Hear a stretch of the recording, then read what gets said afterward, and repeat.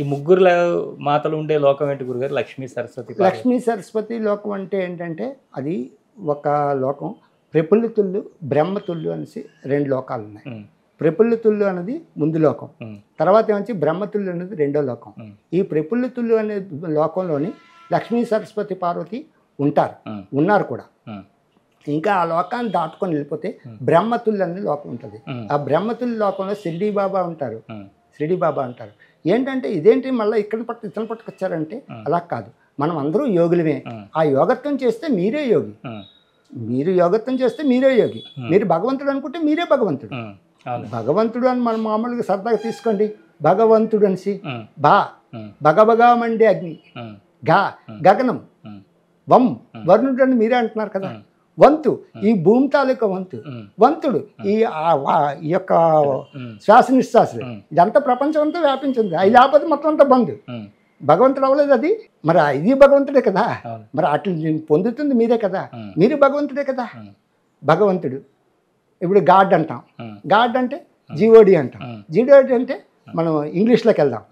General organ of devotee, greater organ of devotee, greatest organ of devotee. భగవంతుడు ఆవిడ ఒక డివోటీయే కదా. అలాగే ఈ డివోటీలే అనేక శక్తివంతులై ఆ యొక్క మనకి అనేకమైన లింగాలుగా ఉండేవాళ్ళు కూడా ఆ యొక్క మూర్తులే. మనం వేరు వాళ్ళు వేరు కాదు. ఆ లింగం అదేదో రాయా అనుకోకండి ఎప్పుడు కూడా. ఎందుకంటే అది కూడా ఆ వ్యక్తి ఎంతో ఆ లింగాన్ని పూజించి తానో లింగమే కూర్చున్నాడు. ఆ లింగం ఈశ్వరుడే.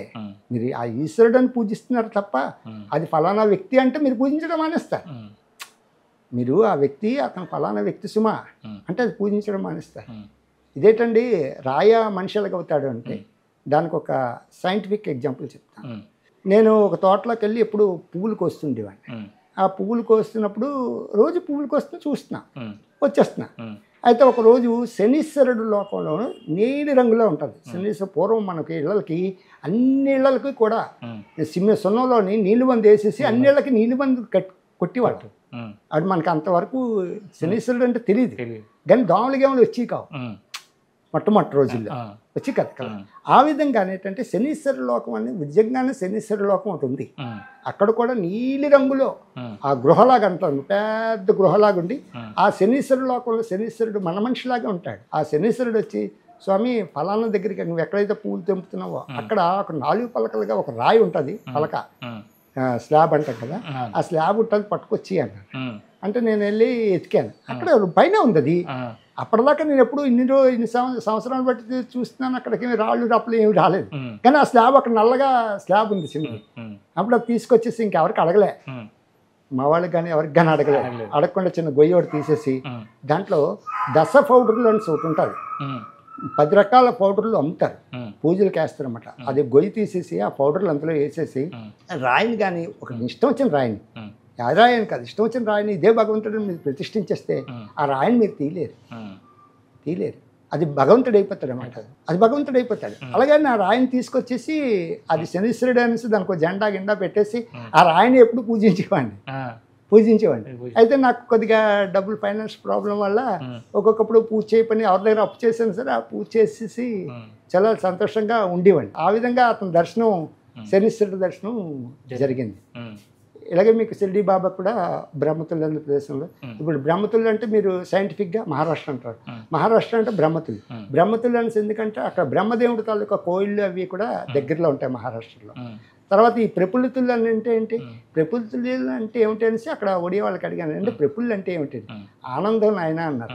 ఇప్పుడు మనకి లక్ష్మీ సరస్వతి మన ఇంట్లో ఉందంటే మనకు ఆనందమే కదా. అందుకని అక్కడ కూడా ఆ లోకం ప్రఫుల్లితులు అయింది. అదే ప్రఫుల్లితులు అంటే ఆనందము అని అర్థం.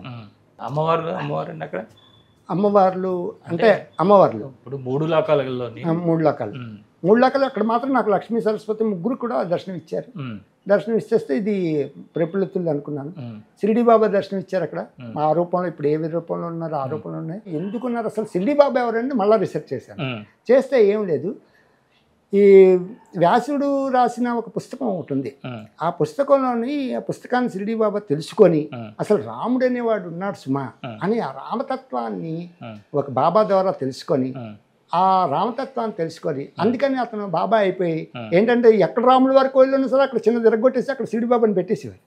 ఎక్కడ పడితే అక్కడ రాముల వారి కోయిలు. నేను ఆశ్చర్యపోయింది, ఏంటి రాముల వారి కోయిల్ని ఇరగబెట్టేసి షిరిడి బాబాని పెట్టడం ఏంటి, ఈ షిరిడి బాబా ఎవరు అని అడిగితే అప్పుడు ఈ స్వప్నం దొరికింది అనమాట. నేను కూడా రామతత్వాన్ని తెలుసుకొని నేను అయ్యాను తప్ప ఇంకోటి కాదు. నేను ఉండేది ఒక లోకంలో మాత్రమే. ఇలాంటివి ఇంకా చాలా లోకాలు ఉన్నాయి, తెలుసుకోవడం అంత వేగం కాదు.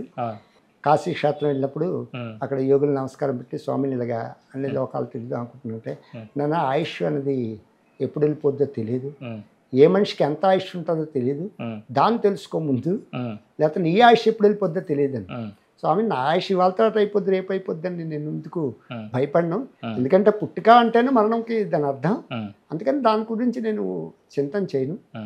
నాకు అసలు దీని సంగతి ఏంటి చెప్పండి, నాకు ఇదేమొద్దు, కనీసం ఒక్కొక్క లోకాలు దర్శించి మీకు ఒక్కొక్కసారి మీకు దండం పెట్టినప్పుడు నాకు ఒక్కొక్క లోకాన్ని ఇవ్వండి అంటే సరే ఇచ్చాను వెళ్ళంట. మళ్ళీ ఇక్కడికి వచ్చాక 2-3 సార్లు చూస్తే ఒక 2 లోకాలు, మళ్ళా సార్ వెళ్ళి మళ్ళీ అతనికే దండం పెట్టుకొని మళ్ళీ స్వామి నాకు సరే మరి 2 లోకాలు, అలాగా కొన్ని లోకాల వరకు చూసుకొచ్చాను. భారతదేశంలో ఏ దేవీ దేవతల రక్షణలో ఉంది, ఇక్కడ ఉన్నటువంటి దేవాలయాలు, ఆ దేవుళ్ళు ఏ విధంగా వచ్చారు అనే విషయాలు ఉంటాయండి.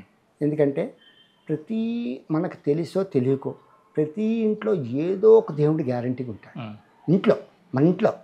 ఎందుకంటే నేను చాలామందితో నేను తగులాడి, ఇప్పుడు మీతో తగువాడానంటే మీ ఇంటికి వెళ్ళిపోయేవాడిని, మీ ఇంటికి వెళ్ళిపోయి మీ ఇంట్లో ఉన్న దేవత ఎవరు అంటే ఇప్పుడు అంత ఇంకా హైయెస్ట్ అయిపోతే అప్పుడు వాళ్ళ ఇంట్లో ఏదో దేవత కనబడితే అప్పుడు అతనితో చెప్పేవాడిని, అమ్మ బాబు నువ్వు ఇంత కోపంగా నా మీద పడుతున్నా కానీ మీ ఇంట్లో ఫలానా దేవత ఉందంటే అతను ఓం నమః శివాయ అనుకొని వెళ్ళిపోయాడు.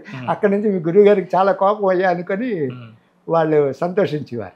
అక్కడ నుంచి నన్ను ఎప్పుడు కూడా వాళ్ళు ఏమనేవారు కాదు, ఓం నమః శివాయ అనేవారు అంతే. ఎవరు కనపడినా నేటికి కూడా ఎవరు కూడా నా పేరు ఎవరికి తెలియదు, అందరూ ఓం నమః శివాయ. విశాఖపట్నం నుంచి కలకత్తా వరకు నా పేరు ఓం నమః శివాయ అంటే తెలియని వాళ్ళు ఎవరు ఉంటారు అనమాట. అలాగా నా పేరే ఓం నమః శివాయ అయిపోయింది. అయితే వాళ్ళకి ఎవరికి తెలియదు, ఇంత ఇతను తెలుసు అనేసి ఎవరికి తెలియదు. మీరు సూక్ష్మ రూపంలో వెళ్ళిపోతారు ఎక్కడికి వెళ్ళినా కూడా, అదంతా అబద్ధం అండి. మన సూక్ష్మ రూపం వెళ్ళిపోయాం, స్థూల రూపం వెళ్ళిపోయామని కాదు, అవన్నీ కాదు. అవి 3 ఒరిజినల్గా ఏంటంటే మన శరీరం వైశ్వానరుడు, జస్వానరుడు, తేజోనరుడు, ప్రాజ్ఞుడు అనిసింది. మన శరీరాన్ని మన భూమి మీద ఉండేటప్పుడు వైశ్వానరుడు, ఇంకో లోకానికప్పుడు జస్వానరుడు, ఇంకొక పై లోకానికప్పుడు తేజోనరుడు, ఇంకో పై లోకానికి వెళ్ళినప్పుడు ప్రాజ్ఞుడు. అలాగే ఇన్ని లోకాల్లో ఇన్ని రూపాలతో మనం వెళ్తాం. ఇవన్నీ యొక్క అగ్ని యొక్క రూపాలే. ఈ అగ్ని ఎవరో కాదు, ఈశ్వరుడే. ఇదేంటండి అగ్ని అంటున్నారు, మళ్ళీ ఈశ్వరుడు అంటున్నారు. అగ్నికి ఈశ్వరుడికి సంబంధం ఏంటంటే చాలా ఎక్కువ స్టోరీలు అవి, నేను అవన్నీ ఎవరు అండర్స్టాండ్ చేసుకోరు. ఎందుకనండి? ఎందుకనంటే మీరు అగ్ని అంటే వీళ్ళు ఫైరే అనుకుంటారు, నీరు అంటే నీరే అనుకుంటారు. నీటిలో వెళ్తే మునిగిపోతాం, అగ్నిలోకి వెళ్ళిపోతే కాలిపోతాం, అంతవరకు మనకు తెలుసు. కానీ అవి కూడా మనుషులే. దానికి ఒక ఉదాహరణ చెప్తాను. నేను విజయనగరంలో ఉండేటప్పుడు మా అమ్మాయి గారు అక్కడ ఉండేవారు, అక్కడ పడుకున్న తర్వాత అక్కడొక దగ్గరలోనే నది ఎవరు ఉన్నారు. ఆవిడ వచ్చి నేను ఇక్కడే ఉన్నాను సుమా, నేను రాజమండ్రి నది అంతటి గొప్పదాన్ని, నేను అంతే గొప్పదాన్ని అన్నాను. ఇక్కడ ఎక్కడ నాకు చుట్టుపక్కల ఎక్కడ నది ఎక్కడ కనపట్టలేదు, ఎక్కడెక్కడ నది ఉందనేసి మళ్ళీ ఆ కింద ఆటో అతను పిలిచి, నాయన దగ్గరలో ఎక్కడైనా నది ఉందా, పద వెళ్దామని. దగ్గర అక్కడ మళ్ళరు ఒక 1 కిలోమీటర్ 2 కిలోమీటర్లు వెళ్తే నిజంగానే నది ఉంది అక్కడ. ఆవిడ పేరు చంపానది ఆవిడ పేరు. ఆ చంపానది అక్కడ ఉంటే అప్పుడు ఆవిడకి దండం పెట్టి అక్కడ ఒక అరటిపండు ఏదో అక్కడ ప్రసాదం కింద పెట్టేసి, ఈవిడ నాకు ఎందుకు రమ్మన్నది అని చూస్తే అక్కడ ఈశ్వరుడు కోయిలు ఉంటుంది. సరే అనేసి ఆ ఈశ్వరుడు కోయిలకి వెళ్ళి అక్కడ పూజించి వచ్చేసాను. వచ్చేస్తే భైరవుడు నేను ఉన్నాను అన్న, భైరవుడు కూడా ఉన్నారు, ఎక్కడున్నారని మళ్ళా చూస్తే నిజంగానే అక్కడ ఆ గోడ దగ్గర భైరవుడు తాలూకా విగ్రహం ఉంది. అలాగే మనం నమ్ముతున్న కొద్ది మీరు సైకాలజీ అవ్వచ్చు, లేకపోతే ఏ ఆలజీలోకి మీరు వెళ్ళినా, ఆలజీ అంటే ఏదో కాదు శాస్త్రం. మన ఓలజీ అంటే ఓఎల్ఓజీ అంటే కదా, ఈ ఓలజీ అని సంతరాన్ని ఇస్తారు. ఓలజీ అంటే ఏమంటున్నాయన అంటే శాస్త్రం అంటే పురాతనం వల్ల ఏది చెప్పబడిందో అదే. ఇప్పుడు మనం ఎంత సైంటిఫిక్ అంటున్నాం అంటే ఇప్పటికి వచ్చి మనం చంద్రలోకానికి కూడా వెళ్ళలేదు. అవునండి, ఎక్కడికి వెళ్ళాం? పితృలోకంలో ఉన్నాం, 2 పితృలోకాలు ఉన్నాయి, ఒక మాతృలోకం ఉన్నది. ఆ దాటుకొని వెళ్ళిన తర్వాత చంద్రలోకం ఉంది. చంద్రలోకం అంటే ఏమన్నాం మనం సైంటిఫిక్గా? నీరు అన్నాం. నీరంటే అక్కడ నీరు ఉన్నట్టే కదా, ఉమ్. నీరున్న లోకానికి మనం వెళ్తే అక్కడ కలవపూలు ఉన్నట్టే కదా. ఉమ్. ఇప్పుడు భరతనాట్యంలో మీకు చెప్తారు, అన్ని చెప్పిన తర్వాత ఇలాగంటారు కమలం అంటారు. ఉమ్. అంటే అన్ని లోకాలకు వెళ్ళిన తర్వాత అక్కడ కమలం ఉంటారు సింహాన్సి. ఉమ్. ఆ కమలం ఎక్కడైతే ఉందో అది చంద్రలోకం. ఉమ్. సో కమలం ఎక్కడ ఉందంటే అక్కడ నీరు ఉన్నట్టే కదా. ఉమ్. ఆ నీటి లోకానికి మీరు ఇప్పటికొచ్చి వెళ్ళలేదు. ఉమ్. ఇంక మన ప్రపంచాన్ని నేను ఇది చేశానంటే అక్కడ అవుతుంది. ఉమ్. మనం ఎంత దూరం వెళ్ళి ఇక ఇప్పుడు ధ్యానాల్లో చూసుకొని నేను రాముని చేరిపోయాను అంటే ఎలాగవుతుంది? ఉమ్. అది కాదు కదా. ఉమ్.